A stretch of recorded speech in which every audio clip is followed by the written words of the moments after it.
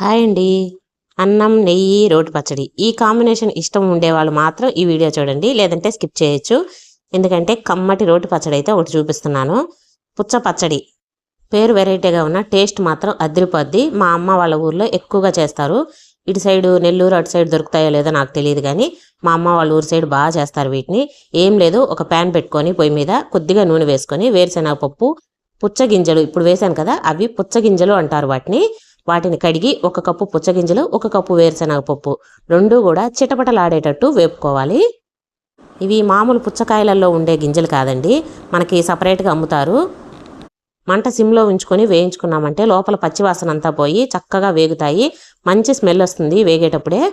ఇవి కొద్దిగా వేగిన తర్వాత పచ్చి కొబ్బరి, ఒక అరచిప్ప మోయనము పచ్చి కొబ్బరి కూడా వేసేసుకోండి.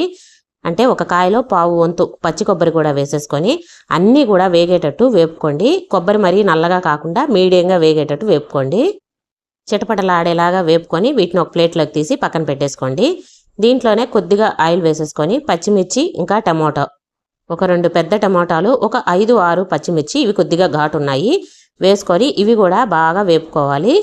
మూత పెట్టుకొని ఒక 5 మినిట్స్ అలా వదిలేసేయండి, తొందరగా మగ్గిపోతాయి. సిమ్లో ఉంచుకొని మగ్గించుకోండి. ఇలా టమోటాలను మగ్గ పెట్టేసుకున్న తర్వాత మనం రోట్లో వేసి దంచుకుంటే పచ్చడి అయితే కమ్మగా ఉంటుంది. లేదు రోల్ లేదు అనుకునే వాళ్ళు మిక్సీలో కూడా వేసుకోవచ్చు. కాకపోతే కచ్చా పచ్చాగా వేసుకోవాలి మిక్సీ పట్టుకునేటప్పుడు. కొద్దిగంతా చింతపండు ఇలాగా గుజ్జులాగా తీసి పక్కన పెట్టేసుకోండి దీంట్లో వేసుకునేదానికి. ఇప్పుడు ఇందులో రుచికి సరిపడా ఉప్పు, కొద్దిగంతా బెల్లము, 1 స్పూన్ నిండా బెల్లం వేసేసుకోండి. 1.5 స్పూను ఉప్పు అయితే పడుతుంది, కల్లుప్పు. రోట్లో వేసుకొని మెత్తగా ఇవన్నీ దంచిన తర్వాత పచ్చి ఉల్లిపాయని వేసి కచ్చాపచ్చాగా దంచేసుకోవాలి. ఉల్లిపాయలు మెత్తగా నలగొట్టద్దు.